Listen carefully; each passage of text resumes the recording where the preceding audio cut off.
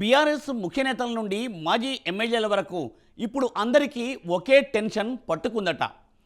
ఎప్పుడు ఏ కేసులు వెలుగులోకి వస్తాయో, ఏ క్షణాన అరెస్ట్ అవుతామో అని తెగ టెన్షన్ పడిపోతున్నారట.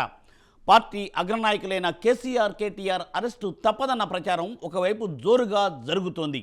ఇప్పటికే ఢిల్లీ లిక్కర్ స్కామ్ కేసులో ఎమ్మెల్సీ కవిత జైలు జీవితం గడిపి బెయిల్పై బయటకు వచ్చారు.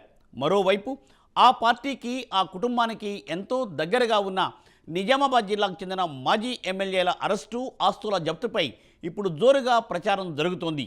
ఇంతకు ఎవరు ఆ మాజీ ఎమ్మెల్యేలు? డీటెయిల్స్ ఈ స్టోరీలో.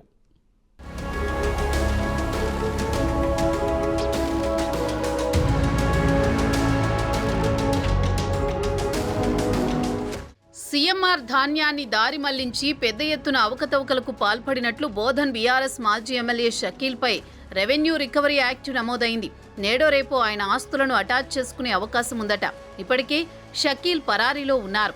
సీఎంఆర్ ధాన్యం పక్కదారి పట్టించారని 2024 ఫిబ్రవరిలో ఆయనపై కోటగిరి పోలీస్ స్టేషన్లో క్రిమినల్ కేసు నమోదైంది.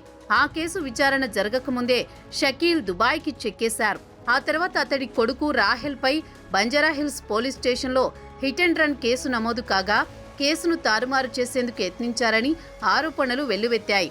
ఆ కేసు విచారణ జరుగుతుండగానే రాహెల్ కూడా గల్ఫ్ పరారయ్యాడు.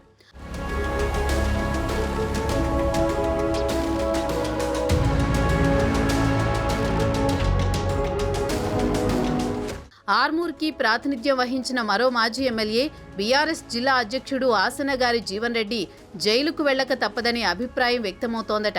రంగారెడ్డి జిల్లా ఈర్లపల్లిలో 20 ఎకరాల భూ ఆక్రమణకు సంబంధించిన కేసులో జీవన్ రెడ్డి తల్లి రాజుబాయి, భార్య రజితకు హైకోర్టు ముందస్తు బెయిల్ మంజూరు చేయగా జీవన్ రెడ్డి బెయిల్ పిటిషన్ను కొట్టివేసింది.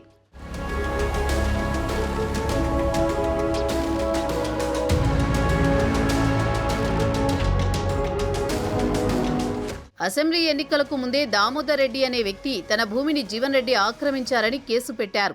తాను నిర్మించిన ఫంక్షన్ హాల్ను కూల్చివేశారని, తనను ఆయుధాలతో బెదిరించారని పోలీసులకు ఫిర్యాదు చేశారు.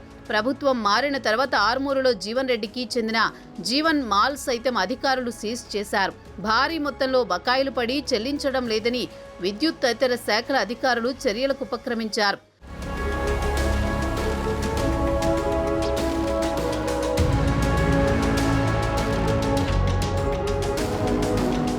ప్రజాప్రతినిధులుగా పనిచేసిన బీఆర్ఎస్ నేతలు అక్రమ దందాలకు పాల్పడడం తీవ్ర విమర్శల పాలవుతోంది. గత ప్రభుత్వ హయాంలో ఏం చేసినా నడుస్తుందిలే అన్నట్లు కొందరు నాయకులు వ్యవహరించారు. ఉన్న పదవి కోల్పోయి పార్టీ అధికారం కోల్పోయేసరికి మాజీ ఎమ్మెల్యేల బాధితులు న్యాయం చేయాలంటూ పోలీస్ స్టేషన్ల మెట్లెక్కుతున్నారు. వారి వల్ల ఆపద ఉందని తమ కంప్లైంట్లలో పేర్కొంటున్నారు.